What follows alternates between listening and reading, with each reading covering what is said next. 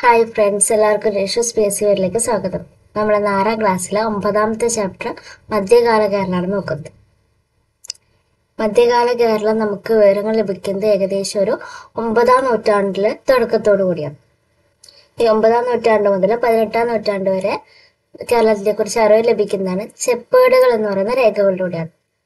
ചെപ്പേടുകൾ എന്ന് പറയുന്ന രേഖകളിലൂടെയാണ് നമുക്ക് മധ്യകാല കേരളത്തെ കുറിച്ച് അറിവ് ലഭിക്കുന്നത്. എന്താണ് ഈ ചെപ്പേടുകൾ? ചെമ്പ് തകിടില് എഴുതിയിട്ടുള്ളതാണ് ചെപ്പേടുകൾ. ചെമ്പ് തകിടില് എഴുതിയിട്ടുള്ളതാണ് ചെപ്പേടുകൾ. അതിൽ എഴുതിയിരിക്കുന്ന ഭാഷ വട്ടെഴുത്താണ്.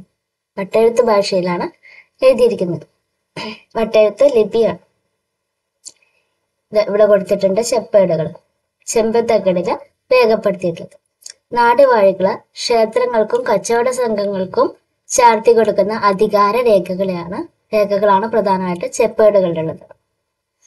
തെരസാപ്പള്ളി ചെപ്പേട്, ജൂത ചെപ്പേട്, ഇതൊക്കെ നമ്മൾ കേട്ടിട്ടുണ്ട്. തെരസാപ്പള്ളി ചെപ്പേടും ജൂത ചെപ്പേടും. അത് ചില ചെപ്പേടുകളിൽ ഭരണവർഷവും രേഖപ്പെടുത്തിയിരുന്നു. അപ്പൊ നാടുവാഴികള് ക്ഷേത്രങ്ങൾക്കും കച്ചവട സംഘങ്ങൾക്കൊക്കെ കൊടുക്കുന്നൊരു രേഖയാണ്, അധികാര രേഖയാണ് ചെപ്പേടുകൾ എന്ന് പറയുന്നത്. ഇപ്പൊ ഈ മുകളിൽ കൊടുത്തിരിക്കുന്നത് ജൂത ചെപ്പേടാണ്. ജൂത ചെപ്പേട് മഹോദയപുരം ആസ്ഥാനമാക്കി ഭരിച്ചിരുന്ന ഭാസ്കര രവി എന്ന് പറയുന്ന രാജാവുണ്ട്. മഹോദയപുരം ആസ്ഥാനമാക്കിയിട്ടാണ് ഭാസ്കര രവി എന്ന് പറയുന്ന ആള് ഭരിച്ചിരുന്നത്. അദ്ദേഹം 5 വണ്ണം എന്ന് പറയുന്ന കച്ചവട സംഘത്തിന് ചില അവകാശങ്ങളൊക്കെ അനുവദിച്ചു കൊടുത്തിട്ടുണ്ട്. ആ അവകാശങ്ങളാണ് ജൂത ചെപ്പേട്. എന്താണ് ജൂത ചെപ്പേട്? ഈ മഹോദയപുരം എന്ന് പറയുന്നത് കൊടുങ്ങല്ലൂരാണ്. കൊടുങ്ങല്ലൂരും അതുമായി ബന്ധപ്പെട്ട സമീപ പ്രദേശങ്ങളൊക്കെയാണ് മഹോദയപുരം എന്നറിയപ്പെട്ടത്. ആരാണ് ഈ പെരുമാക്കൾ? ഇവര് കേരളം ഉൾപ്പെടുന്ന പ്രാചീന തമിഴകത്തിലെ മൂവേന്ദ്രന്മാരുടെ ഭരണമാണ് നിലനിന്നിരുന്നത്. ആരാണ്? മൂവേന്ദ്രന്മാർ. 9ാം നൂറ്റാണ്ടില് മഹോദയപുരം കേന്ദ്രമാക്കി, അതായത് കൊടുങ്ങല്ലൂര് കേന്ദ്രമാക്കിയിട്ട് രാജഭരണം നിലയിൽ വന്നു. ഇവിടുത്തെ രാജാക്കന്മാരാണ് പെരുമാക്കൾ എന്നറിയപ്പെടുന്നത്. ആരാണ്? പെരുമാക്കൾ. ഈ പെരുമാക്കള് ചേരൻ, ചേരമാൻ എന്നീ പേരുകൾ അറിയപ്പെട്ടു. ചില ഭരണാധികാരികൾ കുലശേഖരൻ എന്ന പേരിലും അറിയപ്പെട്ടു. അപ്പോൾ മഹോദയപുരം ആസ്ഥാനമാക്കി ഭരിച്ചിരുന്ന രാജാക്കന്മാരാണ് പെരുമാക്കൾ. ഓക്കെ. അവര് ചേരൻ, ചേരമാൻ തുടങ്ങിയ പേരുകളിൽ അറിയപ്പെട്ടിരുന്നു. ചേരൻ, ചേരമാൻ എന്നുള്ള പേരുകളിൽ അറിയപ്പെട്ടിരുന്നു. കുലശേഖരൻ എന്ന് പറയുന്ന സ്ഥാനപ്പേര് അവര് സ്വീകരിച്ചിരുന്നു. അപ്പൊ ആദ്യകാല രാജാക്കന്മാരാണ് പെരുമാക്കൾ, അല്ലെങ്കിൽ ചേരൻ, ചേരമാൻ, കുലശേഖരൻ എന്നൊക്കെ പറയുന്നത്. ഇവര് കേരളത്തിന്റെ ഭൂരിഭാഗം പ്രദേശങ്ങളും ഭരിച്ചിരുന്നു. ഇവിടെ നോക്കിയറിയാം. ഇവിടെ കോലത്തുനാട്, വടക്ക് കോലത്തുനാട് മുതൽ തെക്ക് വേണാട് വരെയും പെരുമാക്കന്മാരുടെ ഭരണമായിരുന്നു. കുറച്ച് നാടുകളൊക്കെ ഇവിടെ കൊടുത്തിട്ടുണ്ട്. പുറകീഴാനാട്, കുറുമ്പറൈ നാട് ഒക്കെ. ഇതൊക്കെ തമിഴ്നാടുമായിട്ടൊക്കെ ചേർന്ന് നിൽക്കുന്ന പേരുകളാണ്. അങ്ങനെ ചേർന്ന് നിൽക്കുന്ന നാടുകളുമാണ്. ഈ പെരുമാക്കളുടെ കാലത്ത്, ആ ഒരു പെരുമാൾ കാലത്ത് ഉള്ള സാമ്പത്തിക സാമൂഹികമായ സവിശേഷതകൾ എന്തൊക്കെയാന്ന് നോക്കാം.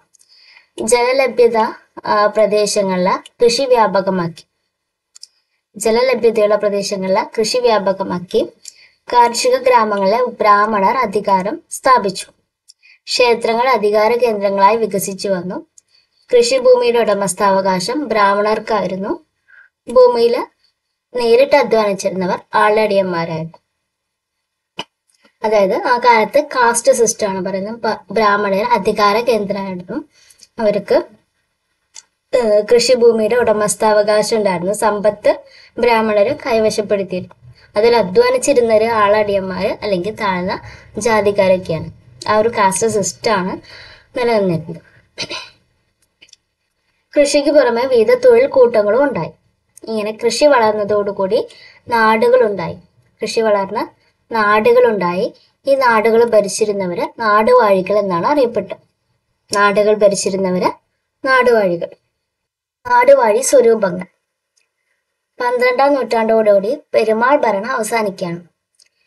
അപ്പോൾ അവരുടെ ശക്തിയൊക്കെ ക്ഷയിച്ചു തുടങ്ങി. അവര് പെരുമാൾ ഭരണം അവസാനിച്ചു. അങ്ങനെ ഭരണം അവസാനിച്ച് നാടുവാഴികള് അതത് നാടുകളില് സ്വയം ഭരിക്കാൻ തുടങ്ങി. ഓരോ നാടുകളിൽ ഭരിച്ചിരുന്നവര് രാജാക്കന്മാരായി സ്വയം നാടുവാഴികളായിട്ട് മാറുകയാണ്. ഇങ്ങനെ ഈ നാടുവാഴികളുടെ കീഴിലുള്ള പ്രദേശങ്ങളാണ് സ്വരൂപങ്ങൾ എന്നറിയപ്പെട്ടു. നാടുവാഴികളുടെ കീഴിലുള്ള പ്രദേശങ്ങള് സ്വരൂപങ്ങൾ എന്നറിയപ്പെട്ടു. നാടുവാഴികളുടെ കുടുംബവും സ്വരൂപം എന്ന പേരിൽ അറിയപ്പെട്ടു. കുടുംബത്തിലെ മൂത്ത അംഗമാണ് അധികാരം കൈയാളിയിരുന്നത്. വേണാട് ഭരിച്ചിരുന്നത് തൃപ്പാപ്പൂർ സ്വരൂപാണ്. കൊച്ചി ഭരിച്ചിരുന്നത് പെരുമ്പടപ്പ് സ്വരൂപം. കോഴിക്കോട് ഭരിച്ചിരുന്നത് നെടിയിരുപ്പ് സ്വരൂപം. ചിറക്കൽ ഭരിച്ചിരുന്നത് കോല സ്വരൂപം. എളുപ്പത്തിന് വേണ്ടി ചെറിയ കോഡ് പറയാം. നമ്മള് കുട്ടികൾക്കൊക്കെ പാപ്പം കൊടുക്കുന്ന പറയും അല്ലെ, പാപ്പം കൊടുക്കാന്നല്ലേ ഒരു പാപ്പം. ഈ പാപ്പം എടുക്കാം. തൃപ്പാപ്പൂരിലെ പായും എടുക്കാം, പാപ്പം എന്ന് പറയാം. കുട്ടികളോട് നമ്മൾ എന്താ ചോദിക്കുക? പാപ്പം വേണോ ചോദിക്കും അല്ലെ. ചെറിയ പിള്ളേരോട് പാപ്പം വേണോ ചോദിക്കും. അപ്പൊ തൃപ്പാപ്പൂർ സ്വരൂപം വേണാട്. വേണോ? വേണാട്. കൊച്ചി ഭരിച്ചിരുന്നത് പെരുമ്പടപ്പ് സ്വരൂപമാണ്. പെരുമ്പടപ്പ്. കൊച്ചി എന്ന് പറഞ്ഞാൽ ചെറിയ കുട്ടിയല്ലേ കൊച്ചെന്ന് പറഞ്ഞാൽ. വലുതായ നമ്മൾ എന്താ പറയുക? കൊച്ചുകുട്ടി വലുതായ എന്താ പറയും? പെരിയ അല്ലെ. പെരുമ്പടപ്പിലെ പെരിയാന്ന് എടുക്കാം.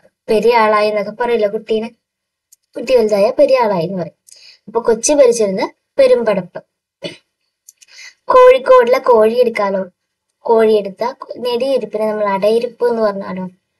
അപ്പൊ കോഴി അടയിരിപ്പാന്ന് പറയും. അടയിരിക്കുകയാണല്ലോ, കോഴി അടയിരിക്കലോ. അപ്പൊ കോഴിക്കോട് ഭരിച്ചിരുന്നത് നെടിയിരിപ്പ് സ്വരൂപം. ചിറക്കില് ഭരിച്ചിരുന്നത് കോല സ്വരൂപം. ചെറിയ കണക്ട് ചെയ്യാൻ പറ്റുന്ന ചെറിയൊരു കോഡാണ് പറഞ്ഞത്. നാടുകൾ തമ്മിൽ സമ്പത്തിലും സൈനിക ശക്തിയിലും വ്യത്യാസങ്ങളും ഉണ്ടായിരുന്നു. ആധിപത്യത്തിന് വേണ്ടി നാടുവാഴികൾ പരസ്പരം പോരടിച്ചു. ഈ ഒരു പട്ടിക നോക്കാം. വേണാട് ഭരിച്ചിരുന്നത് തൃപ്പാപ്പൂർ സ്വരൂപം, പാപ്പം വേണം. കൊച്ചി ഭരിച്ചിരുന്നത് പെരുമ്പടപ്പ് സ്വരൂപം. കൊച്ച് പെരിയ ആളായി, പെരുമ്പടപ്പ് സ്വരൂപം. കോഴിക്കോട് ഭരിച്ചിരുന്നത് നെടിയിരിപ്പ് സ്വരൂപം, കോഴി അടയിരിപ്പ്. ചിറക്കില് ഭരിച്ചിരുന്നത് കോല സ്വരൂപം. ഇനി അവിടുത്തെ കച്ചവടം. മധ്യകാല കേരളത്തിലെ പുറനാടുകളുമായിട്ടും പ്രാദേശിക കച്ചവടം പുരോഗമിച്ചിരുന്നു. വിദേശത്തേക്ക് കൈമാറ്റം ചെയ്തിരുന്നത് ഏലം, ഇഞ്ചി, കറുവപ്പട്ട, കുരുമുളക്, ഗ്രാമ്പു ഇതൊക്കെ തുടങ്ങിയ സുഗന്ധ വ്യഞ്ജനങ്ങളൊക്കെ നമ്മൾ വിദേശത്തേക്ക് കൈമാറ്റം ചെയ്തിട്ടുണ്ട്. ഇനി പുറനാടുകളിൽ നിന്ന് കളിമൺ പാത്രങ്ങള്, മീൻ വലകള്, പട്ടൊക്കെ ഇറക്കുമതിയും ചെയ്തിട്ടുണ്ട്. തുടക്കത്തിലെ കച്ചവടം പ്രധാനമായും സാധനങ്ങൾക്ക് പകരം സാധനങ്ങൾ കൈമാറുന്ന രീതിയായിരുന്നു. അതായത് ബാർട്ടർ സിസ്റ്റം ആയിരുന്നു. ഒരു സാധനം കൊടുത്ത് നമുക്ക് ആവശ്യമുള്ള വേറൊരു സാധനം വാങ്ങുമായിരുന്നു. പിന്നീട് ഇത് നാണയം നൽകി സാധനങ്ങൾ വാങ്ങാൻ തുടങ്ങി. അന്ന് ഉയർന്നു വന്ന കച്ചവട സംഘങ്ങളാണ് 5 വണ്ണം മണിഗ്രാമം. 5 വണ്ണവും മണിഗ്രാമം. നമ്മൾ ഈ 5 വണ്ണത്തിന് സംഘങ്ങൾക്കാണ് ജ്യോതിഷപ്പേട് കൊടുത്തിട്ടുള്ളത്. ഭാസ്കര രവി ജ്യോതിഷപ്പേട് കൊടുത്തിട്ടുള്ളത് 5 വണ്ണം സംഘത്തിന്. ഈ വ്യാപാര സംഘത്തിന്റെ പ്രാധാന്യം മനസ്സിലാക്കി പെരുമാക്കന്മാര് കച്ചവട സംഘങ്ങൾക്ക് സഹായങ്ങളൊക്കെ ചെയ്തു കൊടുത്തിരുന്നു. കച്ചവട ശുങ്കാണ് അക്കാലത്തെ പ്രധാന വരുമാന മാർഗം. ഇനി ആരൊക്കെയാണ് 5 വണ്ണവും മണിഗ്രാമവും? 9-ാം നൂറ്റാണ്ട് മുതൽ 13-ാം നൂറ്റാണ്ട് വരെ കാലഘട്ടത്തില് കേരളത്തിൽ കച്ചവടം നടത്തിയിരുന്ന സംഘങ്ങളാണ് 5 വണ്ണവും മണിഗ്രാമം. കേരളത്തിന്റെ കടൽ തീര പട്ടണങ്ങളായിരുന്നു ഇവയുടെ പ്രധാന കേന്ദ്രങ്ങള്. 5 വണ്ണം മണിഗ്രാമം. കേരളത്തിന്റെ വ്യാപാരം, വാണിജ്യ മേഖലയിൽ പ്രധാനപ്പെട്ട പങ്ക് വഹിച്ചിട്ടുള്ള വിഭാഗമാണ് 5 വണ്ണവും മണിഗ്രാമവും, ഈ 2 കച്ചവട സംഘങ്ങളും. ഇനി അങ്ങാടികൾ എങ്ങനെ രൂപപ്പെട്ടു? ആ ഒരു കാലത്ത് സമുദ്ര വാണിജ്യത്തില് പുരോഗതി ഉണ്ടായി. അങ്ങനെ കയറ്റുമതി ചെയ്തിരുന്ന ഉൽപ്പന്നങ്ങൾക്ക് ആവശ്യം വർദ്ധിച്ചു. അപ്പൊ ഓരോ നാടുകളും ഉൾനാടുകളും ഉൽപ്പന്നങ്ങള് കൃഷി ആരംഭിച്ചു. ഇവയൊക്കെ ഗ്രാമങ്ങളിലെ ഒരു പ്രധാനപ്പെട്ട ഏരിയയിൽ പോയിട്ട് വിൽക്കാൻ തുടങ്ങി. അങ്ങനെ ആ ഒരു ഏരിയ അങ്ങാടികളായിട്ട് ഉയർന്നു വന്നു. ഒരു ഗ്രാമത്തിന്റെ പ്രധാനപ്പെട്ട ഒരു ഏരിയയിൽ വന്ന സാധനങ്ങളൊക്കെ വിൽക്കുകയും വാങ്ങുകയും ചെയ്യുന്ന ഒരു ഭാഗമാണ് ഇന്നത്തെ ചന്തയൊക്കെ ആയിട്ട് മാറുകയാണ്. ഇന്നുള്ള മാർക്കറ്റ് പോലെ കച്ചവടങ്ങള് വരികയാണ്. അങ്ങനെ അങ്ങാടികള് പ്രാദേശിക കച്ചവടം ശക്തിപ്പെടുത്തി. അനന്തപുരം, കൊല്ലം, കൊച്ചി, കോഴിക്കോട്, പന്തലായനി ഇവയൊക്കെയാണ് പ്രധാനപ്പെട്ട അങ്ങാടികൾ. കൊല്ലം, കൊച്ചി, കോഴിക്കോട്, വളപട്ടണം പ്രധാന തുറമുഖങ്ങളായിരുന്നു. ഇനി കര വഴിയും കടൽ വഴിയും അങ്ങാടിയിൽ ഉൽപ്പന്നങ്ങൾ എത്തിയിട്ടുണ്ടായിരുന്നു. മണിപ്രവാള കൃതിയാണ് ഉണ്ണുനീലി സന്ദേശം. ഈ ഒരു ഉണ്ണുനീലി സന്ദേശത്തിലെ സാധനങ്ങളുടെ കാര്യങ്ങളാണ് എന്തൊക്കെ ഉൽപ്പന്നങ്ങൾ എത്തിയെന്നും ഒക്കെയുള്ളതിനെ കുറിച്ച് വിശദമായിട്ടാണ് ഈ ഒരു ഭാഗത്ത് പറയുന്നത്. ചുമ്മാ ഒന്ന് വായിച്ചു വെക്കാം.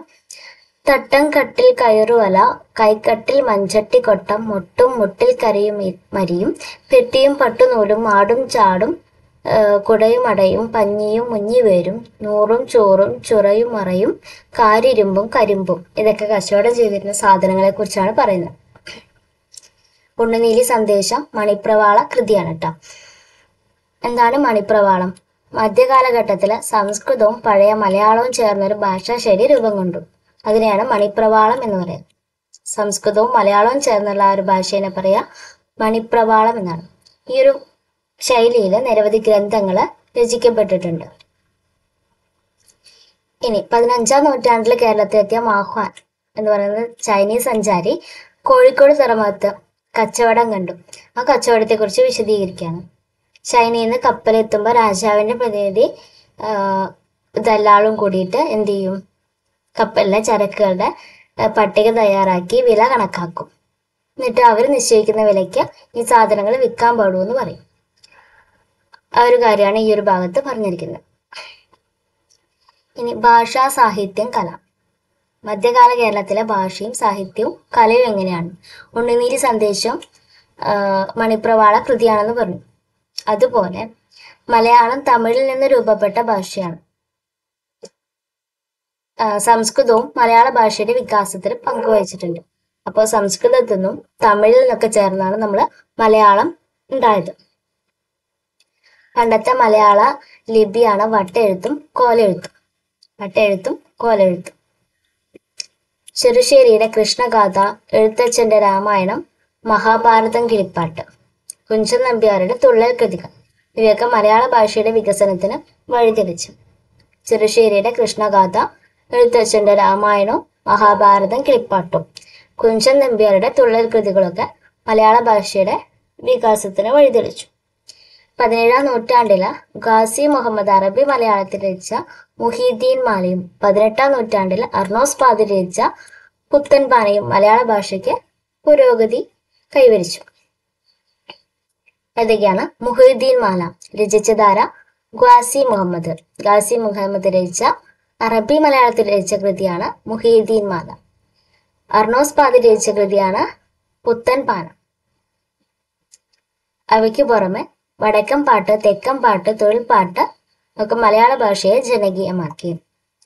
കേരളത്തിലെ മുസ്ലിങ്ങൾക്കിടയിൽ പ്രചാരത്തിലുണ്ടായിരുന്ന ഒരു സങ്കര ഭാഷയാണ് അറബി മലയാളം. മുഹീദ്ദീൻ മാല രചിച്ചത് അറബി മലയാളത്തിലാണ്. ഖാസി മുഹമ്മദാണ് രചിച്ചത്. അറബി ലിപിയാണ് ഇതിന് ഉപയോഗിച്ചിരുന്നത്. ഇനി മധ്യകാല കേരളത്തിലുണ്ടായിരുന്ന ചില പ്രധാനപ്പെട്ട കലകളാണ്. മധ്യകാല കേരളത്തില് വികാസം പ്രാപിച്ച കലാരൂപങ്ങളിൽ ചിലതാണ് ഇവയൊക്കെ. ക്ഷേത്രങ്ങൾ കേന്ദ്രീകരിച്ച് നൃത്തം, സംഗീതം തുടങ്ങിയ കലകൾ വളർന്നു വന്നു. ക്ഷേത്രങ്ങൾ കേന്ദ്രീകരിച്ചാണ് നമ്മുടെ കലകൾ രൂപപ്പെട്ടത്. കൂത്ത്, കൂടിയാട്ടം, കഥകളി ഇവയൊക്കെ ക്ഷേത്ര കലകളാണ്. കൂത്തമ്പലങ്ങളിലാണ് അരങ്ങേറിയിരുന്നത്. ഇവ ക്ഷേത്ര കലകളാണ്. കാവുകളിലും മറ്റ് ആരാധനാലയങ്ങളിലൊക്കെ നടത്തപ്പെടുന്ന തെയ്യം, തിറ, കളംപാട്ട് തുടങ്ങിയവയൊക്കെ അനുഷ്ഠാന കലകളാണ്. അവ ക്ഷേത്രകലയേക്കാൾ ജനകീയമായിരുന്നു. അതുപോലെ വിവിധ മതവിഭാഗങ്ങളുടെ അനുഷ്ഠാനങ്ങളും ആഘോഷങ്ങളൊക്കെ നമ്മുടെ കലകളുടെ ഭാഗമായിരുന്നു. ഒപ്പന, മാർഗംകളി, ചവിട്ടുനാടകം തുടങ്ങിയ ഇതിന് ഉദാഹരണമാണ്. ഇനി വിജ്ഞാനം.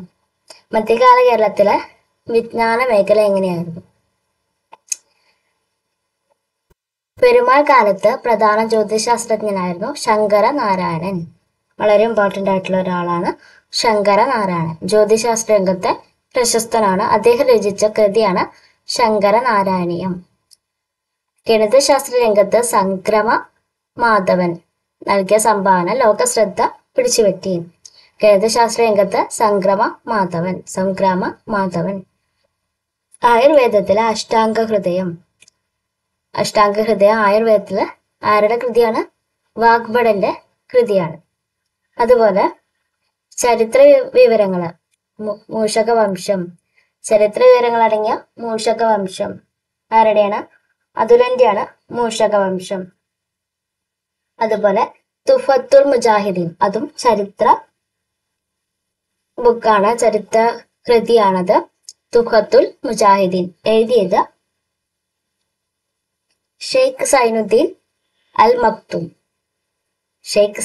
അൽ മക്തും എഴുതിയ തുഹത്തുൽ മുജാഹിദീനും എന്താണ്? ചരിത്ര പുസ്തകമാണ്. അപ്പോ ജ്യോതിശാസ്ത്ര രംഗത്ത് ശങ്കരനാരായണൻ എഴുതിയ ശങ്കരനാരായണീയവും ഗണിതശാസ്ത്ര രംഗത്ത് സമഗ്ര സംഭാവന നൽകിയ സംഗ്രാമ മാധവനും, ആയുർവേദ ഗ്രന്ഥം അഷ്ടാംഗഹൃദയം വാഗ്ഭടന്റെ, അതുപോലെ മൂഷകവംശം അതുലൻ എഴുതിയതും തുഫത്തുൽ മുജാഹിദീൻ ഷെയ്ഖ് സൈനുദ്ദീൻ അൽ മക്തും എഴുതിയതും എന്താണ്? നമ്മുടെ വിജ്ഞാനം മേഖലയിലെ പ്രധാനപ്പെട്ട സൃഷ്ടികളാണ്. അക്കാലത്ത് വിദ്യാകേന്ദ്രങ്ങള് ശാലകൾ എന്നാണ് അറിയപ്പെട്ടിരുന്നത്. ഇവ ക്ഷേത്രങ്ങളോടനുബന്ധിച്ചായിരുന്നു പ്രവർത്തിച്ചിരുന്നത്. ബുദ്ധകേന്ദ്രങ്ങളോട് ചേർന്ന വിദ്യാലയങ്ങളെ പള്ളികൾ എന്നാണ് വിളിച്ചിരുന്നത്. കാന്തല്ലൂർ ശാല, വിഴിഞ്ഞം ശാല, പാർത്ഥിവശേഖരപുരം ശാല ഒക്കെ പ്രധാനപ്പെട്ട ശാലകളാണ്. കാന്തല്ലൂർ ശാല, വിഴിഞ്ഞം ശാല, പാർത്ഥിവശേഖരപുരം ശാല. നമുക്ക് ഈ ഒരു ഇത് ഫില്ല് ചെയ്യാം. ജ്യോതിശാസ്ത്രം ശങ്കരനാരായണൻ, അദ്ദേഹത്തിന്റെ കൃതിയാണ് ശങ്കരനാരായണീയം. ഗണിതശാസ്ത്ര രംഗത്ത് സംഗ്രാമ മാധവൻ, അദ്ദേഹം സമഗ്ര സംഭാവനയാണ് നൽകിയിരിക്കുന്നത്. ഗണിതശാസ്ത്ര രംഗത്ത് ഒരുപാട് സംഭാവനകൾ നൽകിയിരിക്കുന്ന ആളാണ് സംഗ്രാമ മാധവൻ. ആയുർവേദത്തില് അഷ്ടാംഗഹൃദയം, വാഗ്ഭടന്റെ അഷ്ടാംഗഹൃദയം. ചരിത്രത്തില് മൂഷകവംശം കൃതി എഴുതിയത് അതുലൻ. അതുപോലെ തുഫത്തുൽ മുജാഹിദീൻ എഴുതിയത് ഷെയ്ഖ് സൈനുദ്ദീൻ അൽ മക്തും. ഓക്കെ, ഇത് നന്നായി പഠിക്കുക. ഈ 4 ഭാഗവും ഈ ചാപ്റ്ററിൽ ഏറ്റവും പ്രധാനപ്പെട്ട ഒരു ഏരിയ ഇത് ആണ്. 18ാം നൂറ്റാണ്ടോടുകൂടി വ്യത്യസ്തമായ സാമ്പത്തിക സാമൂഹ്യ ക്രമങ്ങൾ കേരളത്തിൽ രൂപം കൊണ്ടു. ഇതോടൊപ്പം കേരളത്തിലെ ഭാഷ, കല, വിജ്ഞാനം എന്നിവയും തനതായ രൂപം കൈവരിച്ചു. ഇത്രയേ ഉള്ളൂ. വളരെ ചെറിയൊരു ചാപ്റ്ററാണ്. അതിന്റെ സംഗ്രഹം നോക്കാം. മധ്യകാല കേരളത്തെ പറ്റി വിവരം തരുന്ന പ്രധാന തെളിവുകളൊന്നാണ് ചെപ്പേടുകൾ. പെരുമാൾ ഭരണകാലത്താണ് കേരളം ഒരു പ്രത്യേക ഭരണ മേഖലയായി ഉയർന്നു വന്നത്. കൃഷിയും കച്ചവടവും പെരുമാൾ കാലത്തെ സാമ്പത്തിക അടിസ്ഥാനമാക്കി. പെരുമാൾ ഭരണം ക്ഷയിച്ചതോടെ നാടുവാഴികൾ ഭരണം ഏറ്റെടുത്തു. സ്വരൂപങ്ങൾ എന്നാണ് നാടുവാഴി പ്രദേശങ്ങൾ അറിയപ്പെട്ടത്. ആഭ്യന്തര വിദേശ വ്യാപാരം ശക്തിപ്പെടുത്തുകയും പുതിയ അങ്ങാടികളും തുറമുഖങ്ങളും വളർന്നു വരികയും ചെയ്തു. മലയാള ഭാഷ വികസിച്ചു. സാഹിത്യം, കല, വിജ്ഞാനം എന്നീ മേഖലകളിൽ പുരോഗതി കൈവരിച്ചു. ഇത്രയേ ഉള്ളൂ. ചെറിയൊരു ചാപ്റ്ററാണ്. വളരെ ഈസി ആയിട്ട് പഠിക്കാൻ പറ്റുന്ന കുറച്ച് പോയിന്റേ ഉള്ളൂ പഠിക്കാനായിട്ട്. അപ്പൊ എല്ലാവരും നന്നായി പഠിക്കുക. Thank you for watching.